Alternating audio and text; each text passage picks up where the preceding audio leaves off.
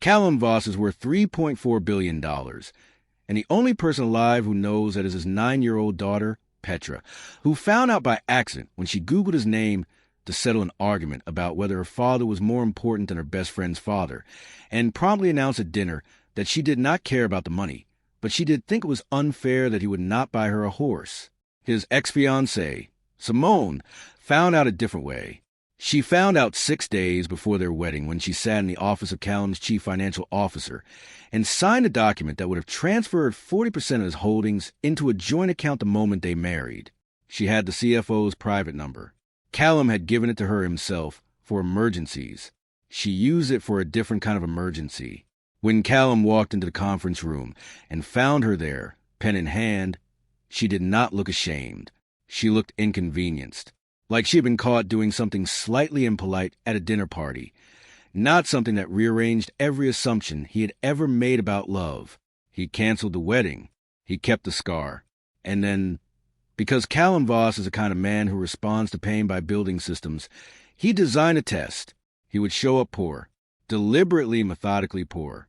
He would dress down, drive a forgettable car, leave his real watch in a drawer. He would take women to dinner and let his car decline. He would let his car break down, let his rent sound too high for his income, let everything that made him valuable on paper disappear, and he would watch. He would watch to see what kind of woman stayed when the number went away. In 17 months, he ran the test 22 times. 22 women failed.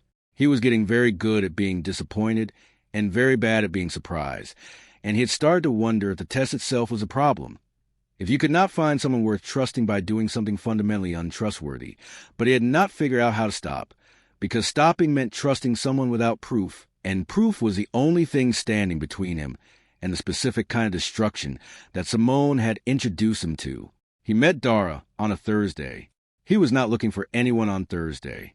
He was looking for coffee and a place to sit that was not his penthouse, because the penthouse was beautiful and silent in a way that it started to feel indistinguishable from being buried, and he needed the particular noise of ordinary life to remind himself that the world continued to operate without his permission. The diner was called Patsy's. It had been on the same corner since 1974, according to the sign above the door, and it smelled like butter and particular burnt-edge sweetness of a griddle that had seen 40 years of pancake batter. It was the kind of place that did not try to be anything. The booths were red vinyl. The laminate on the tables had lifted at the corners and been pressed back down so many times it had stopped trying. The mugs were thick and heavy and white and had no logo on them, because Patsy's did not need a logo. Patsy's was self-evident. Callum took a corner booth and picked up a menu, even though he was only going to order coffee. He was looking at the menu when he heard the sound that changed things. Not a dramatic sound. Not the kind of sound that announces itself as significant. Just a small, sharp crack, and then the sound of liquid hitting linoleum, and then an old man's voice saying, oh no, oh, I'm sorry, in the tone of someone who has just done something embarrassing in a public place, and has reached the age where embarrassment lands differently, because there's a whole accumulated weight of a long life pressing down on small moments like this one. The old man was in the booth 2 down from Callum. He had knocked over a full glass of orange juice. It was spreading across the table and running off the edge, and the old man was trying to stop it with a paper napkin that was immediately overwhelmed and turning bright yellow-orange. The waitress was at the counter, her back turned, writing something down. She was maybe 30. Dark hair pulled back into a clip that was losing the battle with several strands escaping around her face. She was in the standard uniform of the diner, which was a white shirt and dark trousers, and an apron that had definitely seen the end of a long shift. She heard the old man before anyone else reacted. She was at his booth in 4 steps with a clean cloth in her hand, already mopping the table, saying, "It's okay, Mr. Ferris. These things happen. I'll get you a fresh one." And the way she said it was not the way you say things to customers. It was not performed kindness. It was not customer service patience. It was a specific warmth you deploy for someone you have known long enough that their embarrassment is your concern and not your inconvenience. The old man, Mr. Ferris, said he was sorry 3 more times. She said you have nothing to be sorry for each time, and she meant it each time, and Callum could tell she meant it because the meaning did not diminish with repetition the way performed kindness always does. She brought him a fresh juice on the house. She said, though Callum had seen her glance toward the back where the manager presumably was. And the glance was the glance of someone who had decided to absorb a cost she could not entirely afford because some things were more important. Then she came to Callum's table. She had a small burn on the back of her left hand. Recent, the kind you get from a hot pan edge when you're moving too fast in a kitchen. She had not put anything on it. She was not babying it. She just had it the way you have a thing that happened and has now become part of the day. She said, "What can I get you?" He said, "Just coffee, Black." She said, coming right up, and she did not oversell it, did not add any warmth to him that she had not calibrated to the specific interaction, which was a stranger ordering coffee, which required efficiency and not intimacy. He watched her move back to the counter. He did not think about testing her yet. He just thought, she's real. He was so unused to that thought that it stopped him completely for a moment. The way you stop when you see something in the street that doesn't belong in the category you were expecting. A fox in a suburb, a child's shoe on a highway's shoulder. Something that is perfectly ordinary in itself but wrong in its context and therefore demands attention. He drank his coffee. He left $1. He was in the parking lot when he stopped. He had been standing at his car for 30 seconds before he turned around and went back in. He told himself he had left his phone. He had not left his phone. His phone was in his jacket pocket, and he could feel it. He went back in because he wanted to see if the dollar was still on the table, which told him things about himself that he did not have time to examine. The dollar was not on the table.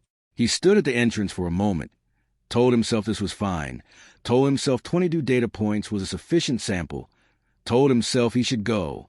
Then the door opened behind him, and he had to step aside. And when he stepped aside, he was standing next to the counter, and behind the counter was Dara, and she looked at him and said, "Did you forget something?" "Yes," he said. "What did I forget?" "I assumed your reason," she said. He looked at her for a moment. She looked back at him with the complete absence of self-consciousness of someone who is too tired to perform anything.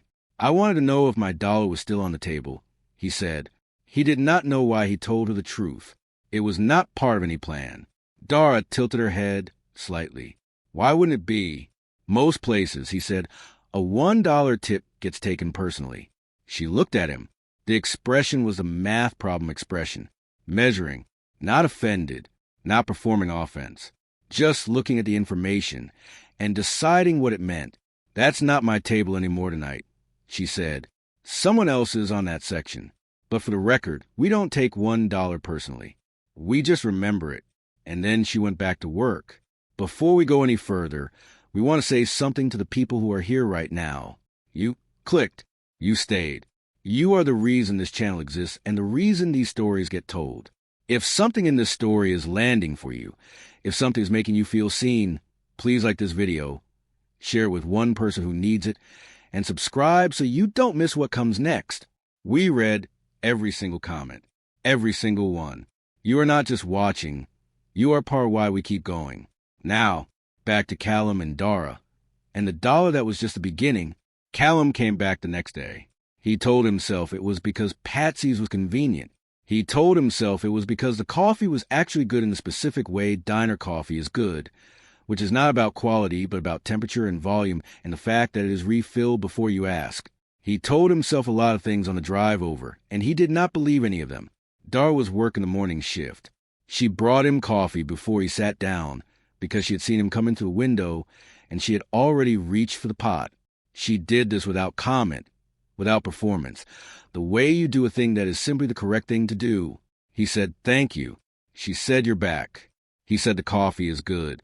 She said, "It's the same coffee it was yesterday." He said, "Maybe I'm a creature of habit." She said, "Maybe," and refilled a mug at the next table. He came back 7 days in a row. On the 7th day, she sat across from him for 4 minutes during a lull and said, "Okay, what do you do?" He had his answer ready. He always had his answer ready. "Contract logistics consulting," he said, which was technically connected to what he actually did the way a grain of sand is technically connected to a beach. "I work with shipping companies on efficiency modeling." She nodded.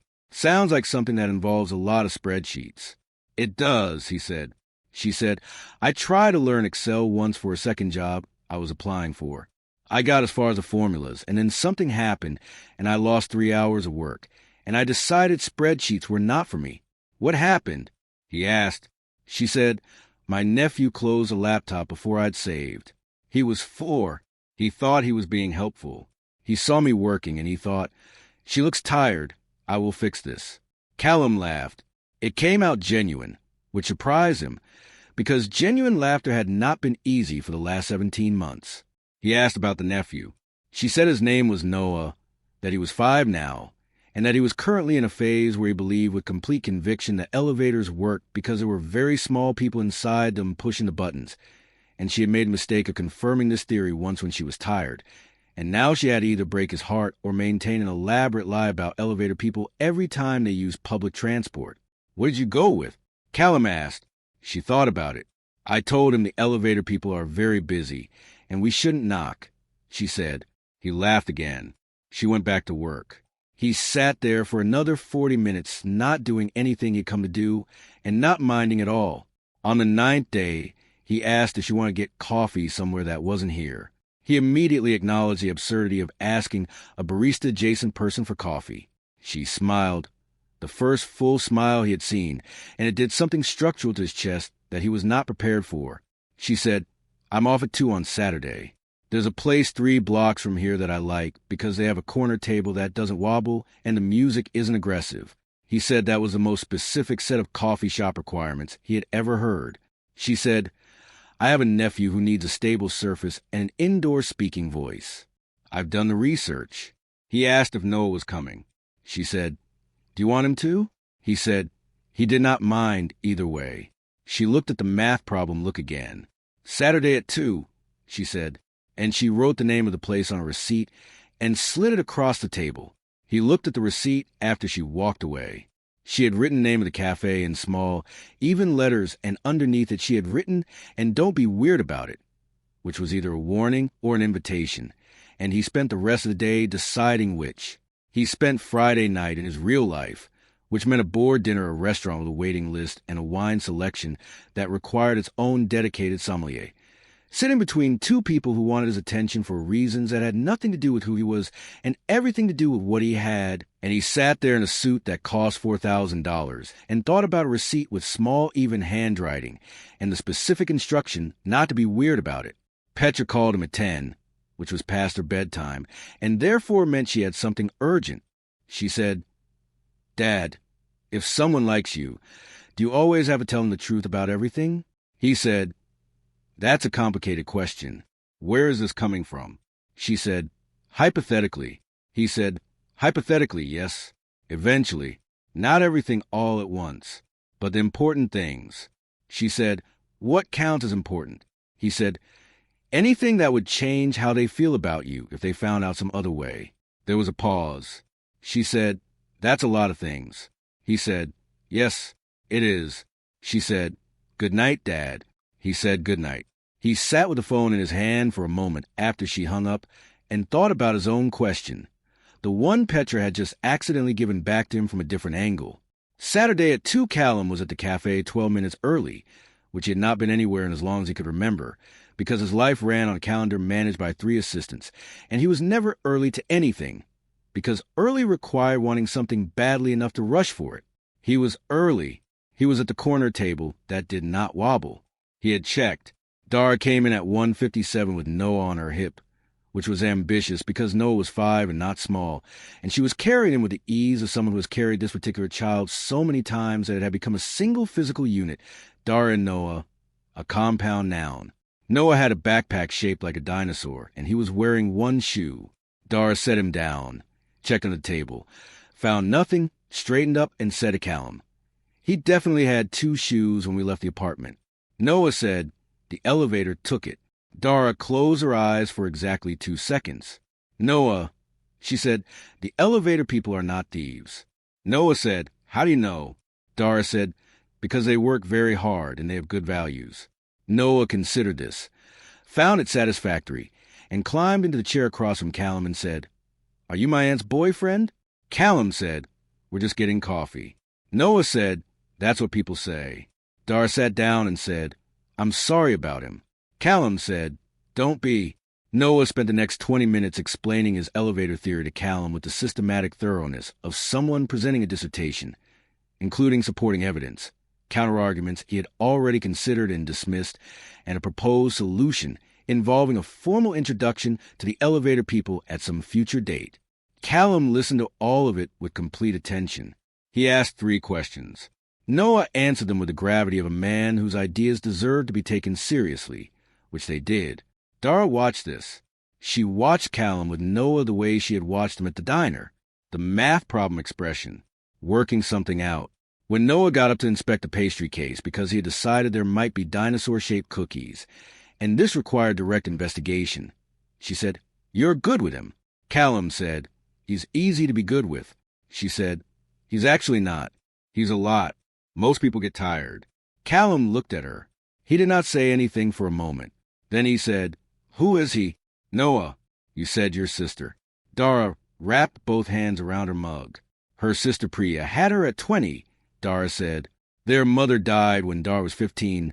Priya was 22, which meant Priya had essentially raised her for the last 7 years of childhood.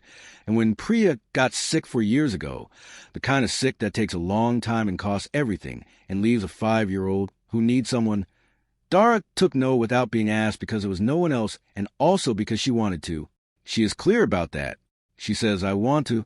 She does not say it like a performance of sacrifice. She says it like a fact. "What kind of sick?" Callum said. "Early onset autoimmune," Dara said. "Some days are normal. Some days she can't get out of bed. We take turns figuring out which day it is." "How is she now?" "Better than last year. Worse than 2 years ago." "Somewhere in the middle," Dara said, "which is where we live." Callum told her about Petra then. Not the full truth. Not even close to full truth. But the true parts.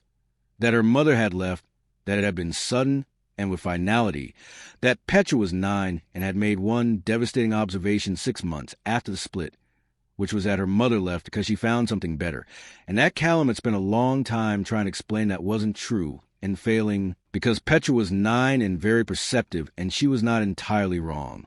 Dara said, "What did you tell her?" He said, "I told her that people leave for their own reasons, and most of them are about what's missing in themselves, not what's missing in the person they left."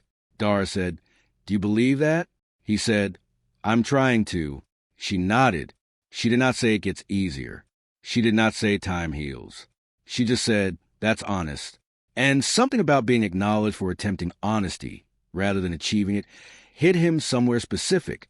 Noah came back with no dinosaur cookies, but the news that there were croissants, and that he wanted one, and that the elevator people probably wanted one too. Dara bought him a croissant out of the change at the bottom of her bag. The bag was canvas, worn at the handles. She counted the change into her palm without self-consciousness, selected what she needed, put the rest back, and ordered the croissant. She did not get one for herself. Callum did not say anything about this. He filed alongside the burn on her hand, and the mended seam he had noticed on her jacket, and the very specific way she had said, "That's where we live about the middle ground between sick and, well, like it was a neighborhood she had taken the time to learn." They left the cafe at 4:30. Noah had fallen asleep in the chair with his head on Dara's arm, which she had held at an angle for 40 minutes to keep him from waking up, which meant her left arm had gone completely numb, and she shifted him onto Callum's shoulder when he offered without thinking about it. And Noah transferred without waking, and the 3 of them sat like that for a few more minutes until Dara said softly she should get him home. Callum carried Noah to her car. Her car was a 2011 Civic with a parking permit for a residential zone that was not near anything he recognized as expensive real estate. There was a car seat in the back and a collection of small plastic dinosaurs on the dash, and a library book in the footwell that was 3 weeks overdue. She buckled Noah in with the efficiency of someone who has done this thousands of times in the dark. She straightened up and looked at Callum. She said, "This was nice." He said, "It was." She said, "You can text me if you want to do it again." He said, "I will." She said, "You should know I'm bad at answering texts quickly. I forget. It's not personal." He said, "I'll remember that." She said, "And Noah will tell everyone at his daycare about you. Just so you know, once you're in his narrative." Callum looked at Noah asleep in the car seat, one shoe on, the dinosaur backpack still strapped to his back. "I can live with that," he said. Dara smiled. She got in the car. He watched her pull out of the spot and drive away, and he stood on the pavement for a moment in his gas station fleece and his scuffed shoes and his deliberately ordinary life, and he thought, I have to tell her. Not now, not yet, but eventually. And when he thought it, it did not feel like a strategy. It felt like a compass reading. The test was supposed to happen on their third real date. Callum had a system. First date was observation. Second was vulnerability exchange. Get her talking, get her invested, see who she was when she relaxed. Third was the test, the card, the wallet, the car, whichever version fit the setting. He had run it clean 22 times. He could not run it clean on Dara. He tried. He took her to dinner, just the two of them, a Tuesday, because Priya was having a better week and had Noah. The restaurant was Italian, mid-range checkered tablecloths, the kind of place where the pasta is actually made in back and the owner will come and talk to you if the restaurant is not busy. Callum had picked it specifically because the bill would land between $60 and $90, the correct range for the test. Big enough to matter. Not so big it was obvious. He watched her order the second cheapest wine. He watched her pick the pasta dish rather than the fish. He watched her put the menu down with the decisiveness of someone who has already done the mental arithmetic and arrived at a number she is comfortable with. She talked about Priya's diagnosis in more detail, how the medication that worked for 3 years had stopped working in year 4, and they had spent 8 months trying alternatives while Priya deteriorated, and Noah watched his mother get smaller, and Dara worked double shifts and took him to school and helped him with reading and told him his mom was resting, and believed it would get better, had to believe it would get better because the alternative was a weight she could not afford to carry, while also doing everything else. Callum listened. He told her about the year after the engagement ended, about the anger that had come later. After the initial shock, a cold, systematic anger that had produced in him a way of moving through the world that he now recognized as damage. He did not say the word damage. He said, I built walls that I thought were just being careful, and I didn't notice when careful turned into something else. What did it turn into? She asked. He picked up his wine glass. Testing everything, he said, and he meant in the abstract. He was telling her the truth in the abstract, speaking around the actual thing the way you touch the edges of a wound to describe it without pressing in. She looked at him. She had the expression, the math problem. She did not ask what he was testing. She just said, I understand that. Priya used to say trust is not a feeling, it's a practice. I think she's right. I think you have to practice it every day or you lose the instinct. She said it plainly, like she was talking about something as routine as keeping plants alive, not preaching, not performing wisdom, just saying the things she believed. Callum looked at the table. He thought, I am going to ruin this. The check came. He did the thing. He put his hand in his jacket, let his face fall, patted his pockets, said, I don't have my card. I'm sorry. I must have grabbed the wrong jacket this morning. I can get cash from the machine on the corner. Dara was already reaching for her bag. Don't worry about it, she said. I've got this. Callum said, Dara, this is $60. She said, I know what dinner costs. She put down 3 20s. Her hands were steady. Her face was completely neutral. The way a face is neutral when it has decided something and the deciding is done. She did not look at him with expectation. She did not look at him with patience. She looked at him like a person handling a small logistical matter and moving on. The waiter took the bills. Dara refilled her wine glass from the carafe. She said, Where were you thinking for dessert? Callum sat very still. He said, You don't have to do that. She said, I know. He said, I'll pay you back. I can get cash right now. She said, Callum, stop. You can get the next one. It's dinner. She met his eyes then. I'm not keeping score. I hope you're not either. He was not keeping score. That was the problem. He was doing something much worse than keeping score. He was running an experiment on a woman who was paying for dinner with money she had counted at the cafe. He was performing need for a woman who had real need and addressed it without performance. He was pretending to struggle in front of someone who struggled without pretending. He said nothing about any of this. He said, The gelato place 2 blocks over is supposed to be good. She said, I heard. I've been waiting for an excuse to go. They got gelato. She got pistachio. He got dark chocolate. Noah would have approved of neither, she said, because Noah believed gelato should exclusively be shaped like animals. He said, "Is that a service that exists?" She said, "I genuinely hope so because I told him it might, and now I'm committed." He walked her to the bus stop because she had taken the bus. The 34, she said, runs every 15 minutes, and she held out her transit card and tapped it against the reader, and the reader beeped, and she said, "Shoot." He said, "What?" She said, "Out of credit. I thought I topped it up this week." She checked her phone. There was a moment where she was calculating something, a visible moment, her eyes doing particular focus of mental arithmetic. He said, "Let me get you a cab." She said, "It's 2 stops. I'll just walk." He said, "I'll walk with you." She said, "You don't have to." He said, "I know." She looked at him for a moment. Then she started walking. He fell into step beside her. It was a clear night in late October, cold enough that breath was visible, and Dara had a coat that was not quite adequate for the temperature and did not mention it. The walk was 20 minutes. They talked about nothing in particular. She told him about a customer at the diner who had been coming in every Thursday for 9 years and always ordered the same thing, and always left a handwritten note with a different compliment for whoever made his eggs, and how she had collected 17 of these notes over 2 years and kept them in a jar on her counter, because she found it moving that someone took the time to write a thing down when a verbal thank you would have been sufficient. He told her about Petra's current project, which was a detailed letter to the city council about the inadequate number of benches in their local park, written in the formal style of a 19th century petition, complete with a header and a reference number Petra had invented herself.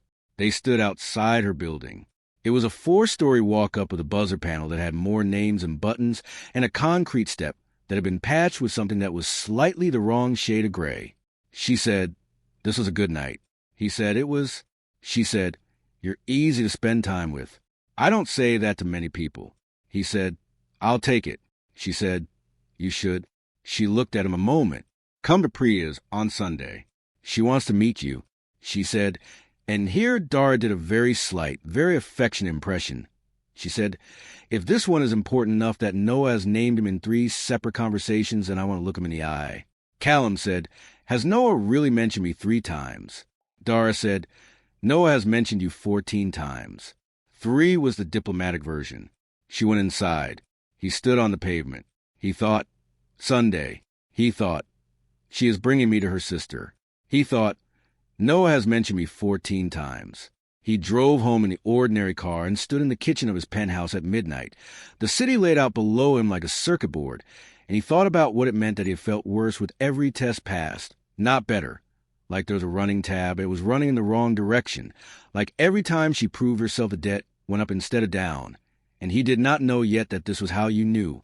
That when someone's goodness makes you feel worse instead of relieved, it is not because the test is faulty. It is because the test was always the wrong tool. It was a hammer, and he had been trying to measure something. Sunday was different from what he expected, which meant it was better. Priya lived in the same building as Dara, 2 floors up, and her apartment was a kind of apartment that had been made as comfortable as possible with limited means and unlimited effort. There were plants on every surface, which was Priya's thing. There were Noah's drawings taped to the fridge in a dedicated gallery with small handwritten labels, some in Dara's handwriting, some in the wobbly large-letter script of a 5-year-old who was learning that words were things you could make. There was a bookshelf that covered 1 full wall, organized by color, which Priya said was aesthetically superior, and Dara said was functionally useless, and Noah said was because books like to be with their color families, which settled the argument. Priya was sitting on the couch with a blanket over her legs and a cup of tea and the specific expression of someone who has been told to rest and is resting under protest. She was beautiful in the way Dara was beautiful, which was precise and unself-conscious and involved the same slightly tilted quality of observation, though on Priya it was sharpened by illness into something that felt close to clairvoyant. She said, "So you're the one Noah has been on about." Callum said, "Apparently." She said, "He said you know about elevators." He said, "I've been briefed." She said, "He also said you listened to him for a very long time, that you asked questions." He said, "They were good questions to ask." Priya looked at him for a long moment. Then she said, "Dara doesn't do this. She doesn't bring people." I want you to know that so you understand what it means. Callum said, I understand. She said, I'm not sure you do yet, but you will. Dara came in from the kitchen with food. She had made things, small dishes, things she had clearly put time into, and she set them on the low table without ceremony and sat on the floor next to Priya's couch the way sisters sit, without formality, like they had always occupied this specific geometry. Noah materialized from somewhere with a toy dinosaur in each hand and announced he had brought Callum's elevator people a gift, which was a draw he had done, which depicted the interior of an elevator in some detail, and included several small figures who appeared to be having a good time. Callum accepted the drawing with the gravity it deserved. He said, I'll make sure they get this. Noah said, roll it up or it'll get crumpled. Callum rolled it up. Noah was satisfied. They ate.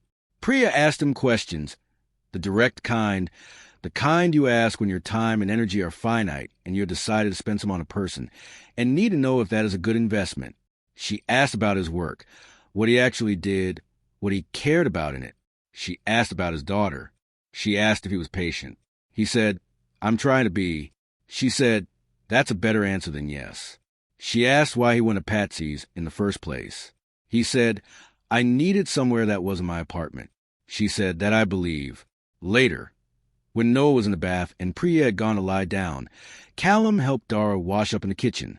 The kitchen was small, and they were standing close together, and she was washing, and he was drying, and they were not talking, just doing the quiet work at the end of a meal that went well. She said, thank you for coming. He said, thank you for asking. She said, Priya likes you.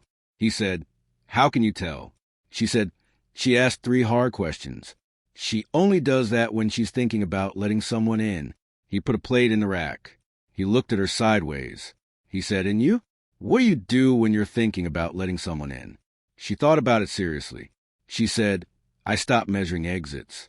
He said, is that what you've been doing? She said, since about the 2nd week, yes. He said nothing for a moment. He thought, I have to tell her. He thought, not now. He thought, soon. The thought had changed from a compass reading to something more urgent, not a direction, a deadline. The date Callum decided he would tell her was a Friday 3 weeks later. In those 3 weeks, they saw each other 6 times. He met Noah at the park twice, once for 30 minutes and once for 2 hours when the 30 minutes stretched away good afternoons do, without deciding to. He and Dara talked on the phone 3 times after Noah went to bed. Long calls, the kind where the reason for calling runs out 15 minutes in, and you stay on the phone anyway because the sound of the other person breathing is a thing you want. She called him once at 11 because Priya had a bad night, and the hospital had been called, and Noah was asleep in the next room, and she needed to talk to someone without waking him. Callum talked to her for 2 hours. He did not say things that weren't true. He said, you're doing everything right. He said, she knows you're there. He said, Noah is okay because of you. He said, I'm here. He meant all of it. The Friday he had planned to tell her. He called her in the morning. He had written and deleted 8 versions of what he would say. He had the right version now. He had cleared his afternoon. He had thought about venue, which seemed both important and absurd, and had settled on the park, their park, Noah's park, because it was neutral and real and it belonged to no version of himself that was a performance. She picked up on the 2nd ring. He said, can we meet today? She said, yes. Is everything okay? He said, yes. I just need to tell you something. She said, you're scaring me a little.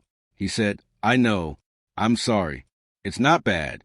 It's just something you should know. She said, okay. 2 o'clock? He said, yes. He arrived at 1:45.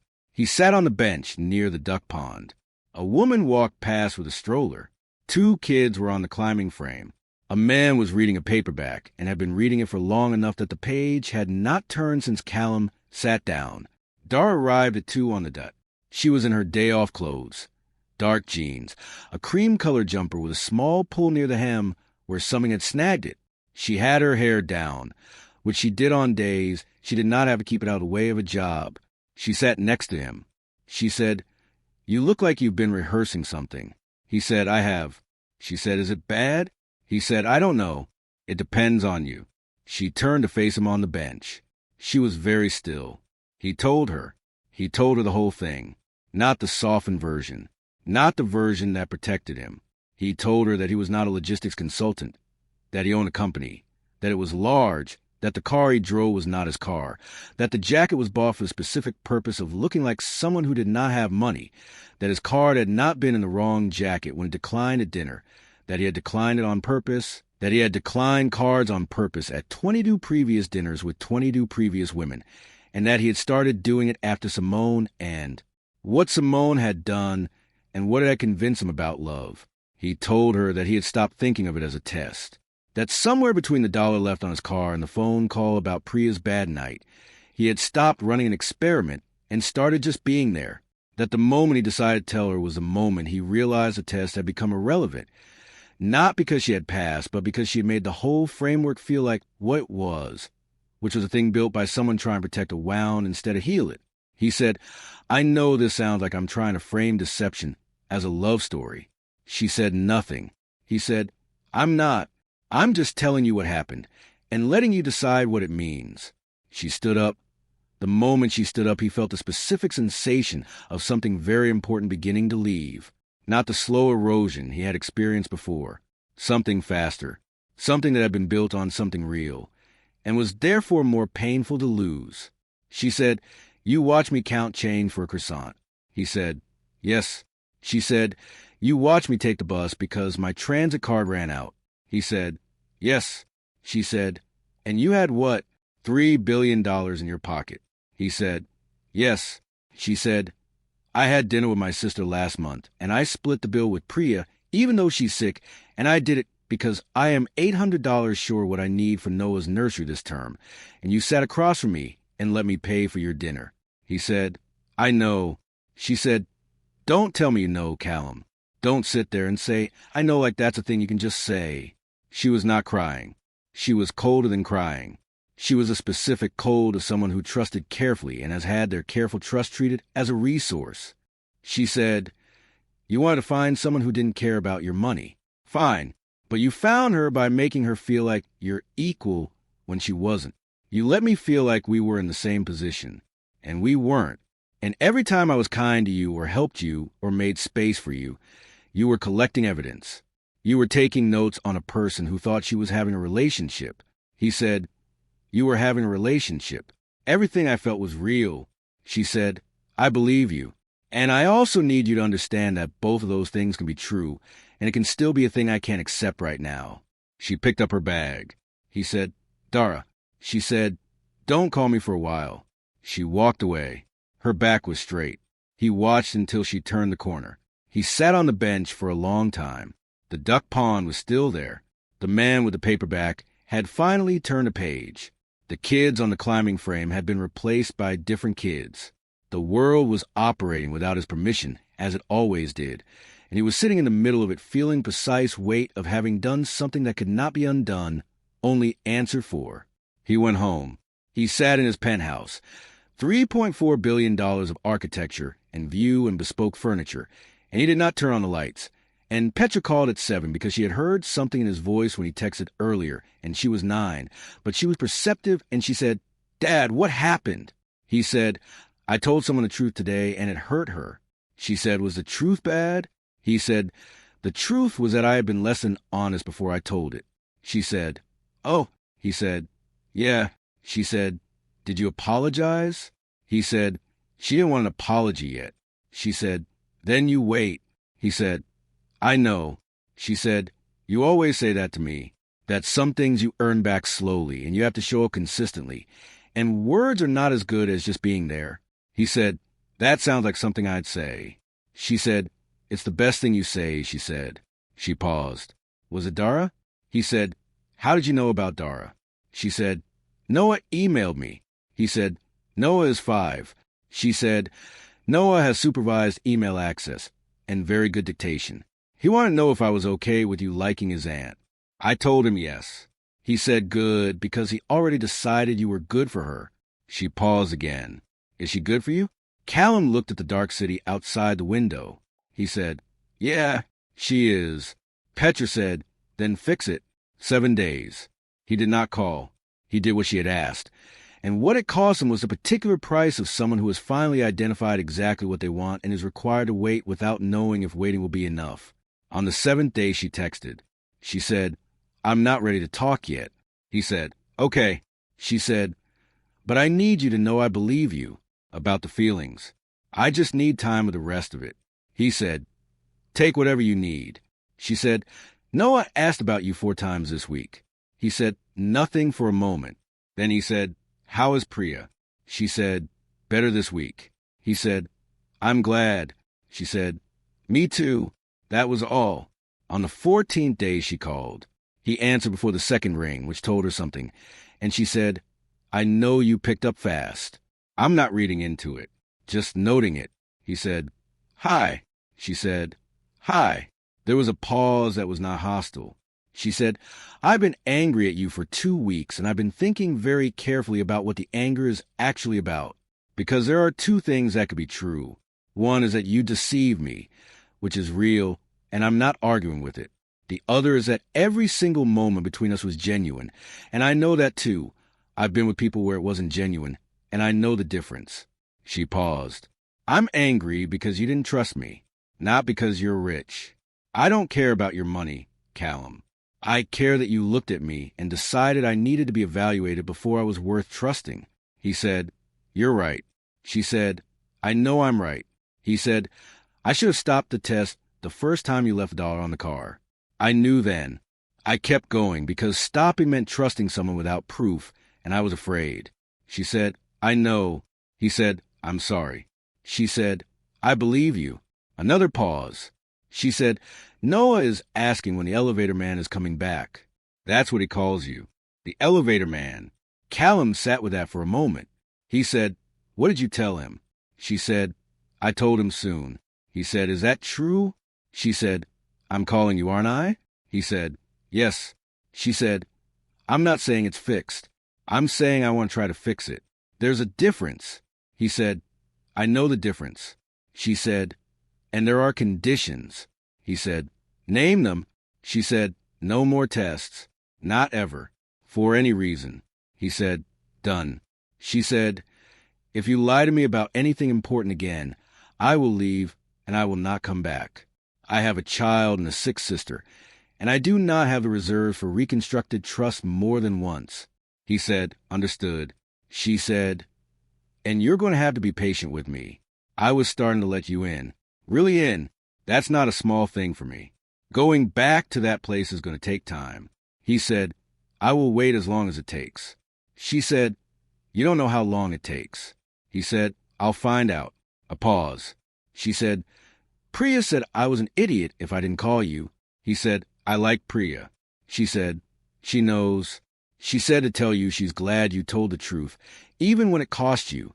She said that's rarer than people think. He said, "She's right." She said, "Yeah, she usually is." He said, "Can I see you this week?" She said, "Saturday. Just us. Noah is with a friend." He said, "Okay." She said, "Bring real coffee. None of that diner stuff." He said, "Done." She said, "And Callum?" He said, "Yeah." She said, "Your money is not the problem. Your fear was the problem. I need you to know I can tell the difference." He sat with that for a moment. He said, "I know." She said, "No, I mean it. The money doesn't change anything I felt. The fear nearly ended it." He said, "It won't happen again." She said, "I know." She said, "That's why I'm calling." Saturday morning, 6 months later. Not the Saturday after the call. 6 months after the call.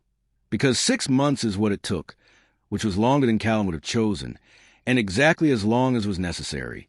The kitchen is his kitchen, which is also now Dara's kitchen, which she moved into 3 months ago after a conversation that started with logistics and ended with something true, which is that she had been traveling between buildings for long enough that the traveling itself had become the point of friction, not the relationship, and there was no reason for the friction. The kitchen has a good coffee machine, which Dara uses with the precision of someone who has been making coffee for a living and now has access to professional tools, and finds this deeply satisfying. The kitchen also has Noah's drawings on the refrigerator, which Callum framed in small clip frames, a detail that Dara found in the morning and stood looking at for a long time without saying anything.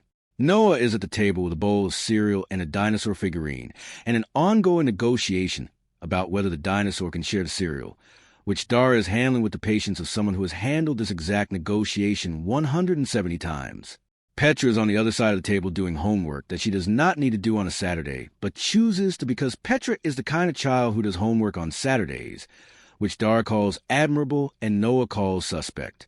Petra and Noah have been doing this for 3 months, and they have settled into a dynamic that is siblings, approximately, with Petra occupying the older and therefore right role, and Noah occupying the younger and therefore louder role, and both of them finding this arrangement satisfactory. Priya is coming at noon. She is having a good month. The new medication is working. She walked to the end of her block and back last Tuesday, which was 300 meters further than she managed in January, and she texted Dara about it using 7 exclamation points, which is not Priya style, but was appropriate to the occasion. Callum is standing at the counter watching all of this. He is wearing a plain gray t-shirt, and there is no performance in it. He is not dressing up or dressing down. He is just wearing what he put on. His actual watch, the one worth $43,000, is on his wrist because he stopped putting it in the drawer 6 months ago, and Dar looked at it once and said, "That's a nice watch." He said, "It cost too much." She said, "I know," and she went back to what she was doing. Noah looks up from the cereal negotiation and says, "Elevator man." Callum says, "Yeah." Noah says, "Is this your house?" Callum says, "It's our house." Noah considers this with the seriousness the concept deserves. Then he says, "Okay, but the elevator people need their own section." Dara says, "We'll work something out." Noah says, "I'm writing them a letter." Petra says, without looking up from her homework, "I can help. I know how to write formal correspondence." Noah says, "What's correspondence?" Petra says, "It's a letter but fancier." Noah says, "Perfect." Callum meets Dara's eyes across the kitchen. She is holding a mug of good coffee, and she has a small flour mark on her forearm from a bread she made this morning, because she makes bread on Saturdays now, which is something she never had time for before, and she is looking at it with an expression that is not the math problem anymore. The math problem is solved. This is something else. He mouths, "I love you." She mouths back, "I know." She adds, "You still owe me for that dinner." He says, "I know." She says, "I've been keeping track." He says, "I know you have." She says, "It's a long list." He says, "I have time." She goes back to making bread. He goes back to watching. The city is outside the windows, ordinary and vast, doing what cities do, which is everything at once and all of it indifferent to any single story within it. The coffee is good. Petra is explaining formal correspondence to a 5-year-old with the patience of someone who was born to explain things. Noah is listening with the attention of someone who has found his subject. This is not a fairy tale. The money did not solve anything that mattered. The lies almost ended everything that was real.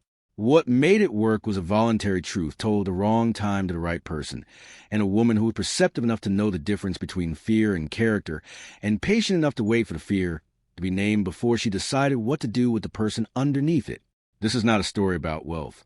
It is a story about what wealth cannot buy, which is a particular trust of someone who has had reason not to trust, the specific forgiveness of someone who has earned their caution, and the ordinary, extraordinary mourning on the other side of telling the truth. The dollar is still there. Dara kept it. It is in a small frame on the kitchen shelf next to the clip frame drawing of elevator people from Noah. Callum asked her once why she kept it. She said, "Because it's where we started."